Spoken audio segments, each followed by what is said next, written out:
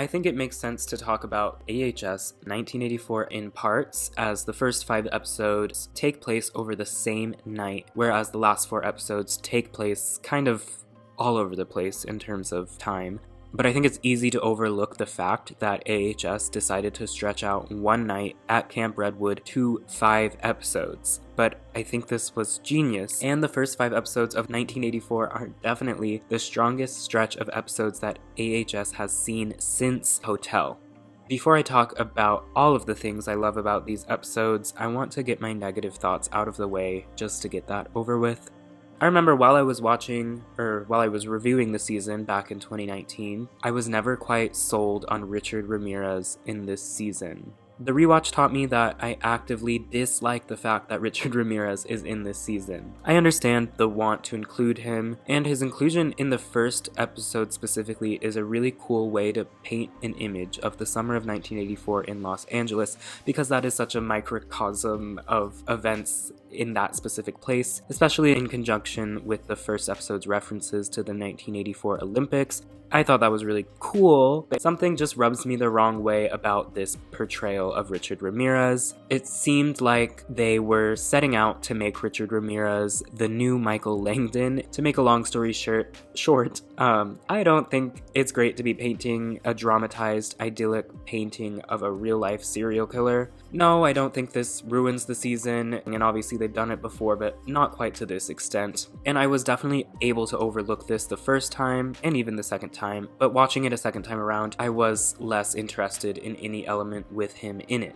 The first 5 episodes are full of twists and reveals, and each one that involves Richard just seems weaker than the others to me. But I think maybe the 4th episode, which is called True Killers, that may be my least favorite of the first 5 episodes, because it seems like they may have taken the plot twists one step too far. Like making the best man at Brooke's wedding Montana's brother is one thing. That turn on Montana's character was super unexpected, but then having her be the one that set Richard Ramirez after Brooke Thompson was where I thought it maybe would have been better if the only villains running around Camp Redwood were Jingles, Margaret, and Donna. However, with that being said, Richard Ramirez's character does allow for some good moments. I do like Montana turning into a villain, although that could have been done without Richard Ramirez. I also really like Richard's temptation of Donna Chambers, where he projects his vision of her father and tries to get her to join the dark side.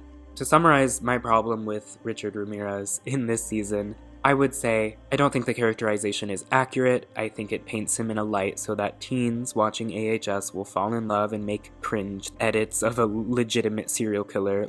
But I think if they made the actors play his own fictional serial killer instead of playing literal Richard Ramirez, it could fix what bugs me. There's a lot of ways you could fix this problem, but like I said, I'm not going to dwell on it anymore, so moving on. In these first 5 episodes, that is my only issue. Aside from what I've just said, episodes 1 through 5 are near perfect to me. They nail the 80s slasher, the way they are lifting very broad points from Halloween and Friday the 13th, but not making any of the characters in the season reminiscent of the ones in those films, is something that is often understated about the season as well. Brooke isn't based on Laurie Strode, Alice Hardy, or Nancy Thompson. She has a unique backstory, behaves independently, and has a far different fate than the prototypical final girls. For me, Brooke Thompson is one of the best things to come out of the season, and I think she is the most grounded character in 1984. In these first 5 episodes, her main thing is being put through horrendous circumstances beyond her control, and people not believing her for what she's gone through. Her husband killed her best man and her father at their wedding because he didn't believe her when she said she hadn't cheated on him. Montana doesn't believe that she didn't sleep with her brother and blames her for his death, and that's why she wants Brooke dead. But we find out by episode 5 that Brooke was telling the truth. She was saving herself for marriage, and after her traumatic wedding, she is attacked in her apartment by the Night Stalker, thanks to Montana, and she survives that too. Throughout the first couple of episodes specifically, but this is also an arc in the entire season, the other characters question things about these 2 incidents in Brooke's past specifically. No one believes her when she says Jingles and Richard Ramirez are at the camp either.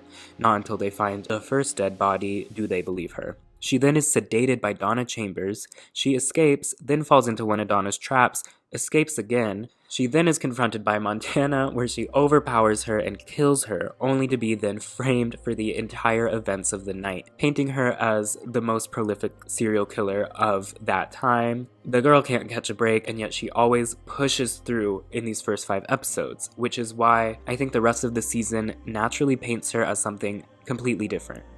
Despite being constantly victimized, she is no longer living in her victimhood.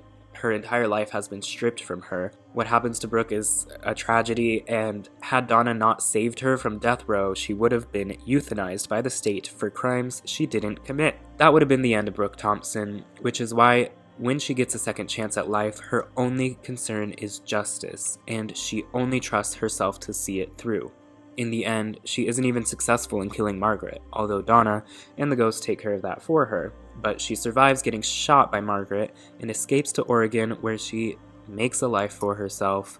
After everything Brooke went through, this is the ending she deserved: a healthy, trust-filled relationship with no more drama.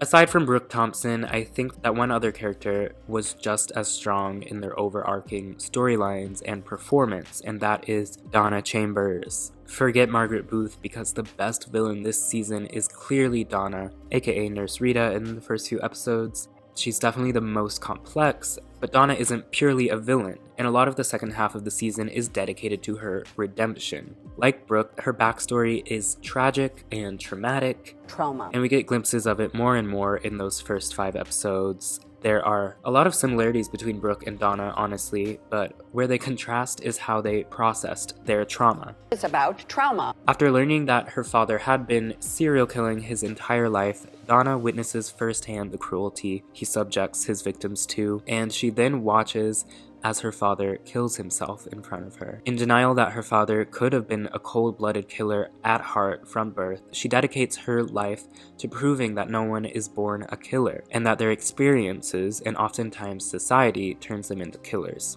This trauma, rage and trauma colliding, obviously caused some sort of mental disconnect with rationality, because what she does next is help a serial killer, well, presumed at the time to be a serial killer, escape from prison to let him loose at a campsite with many potential victims, in the name of her research. Interestingly, she does find out that Jingle was not born a killer, and was in fact framed for the crimes in 1970. I definitely prefer episodes 1 to 5 to 6 through 9. The first 5 episodes do seem like a classic 80s slasher, and then the last 4 episodes seem like a sequel that was made 10 years later. Filled with retcons like Trevor's death, and more notably Lavinia Richter being the truest killer of them all.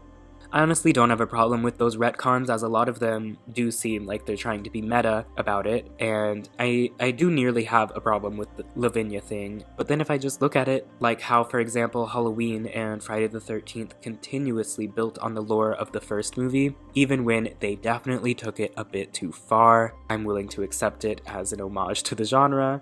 The direction that they went with the season was definitely unique, and this might just be because I'm such a huge fan of the slasher genre, and I'm such a huge fan of AHS, that these two coming together fully, like there's been elements of slasher in a lot of seasons of American Horror Story, but this is the first one that's a full-on slasher. 1984 definitely stands out amongst the lineup of the other seasons of American Horror Story, and I really respect it for going for something outside of the typical for AHS. It definitely feels lighter in tone than most or all other seasons. I would say 1984 is the lightest season, but it approaches the comedic tone of something like Scream Queens, but it is still much darker than that show ever got. I hope you had a good time reliving some of the season. Give this video a like if you liked it, and I will see you next time.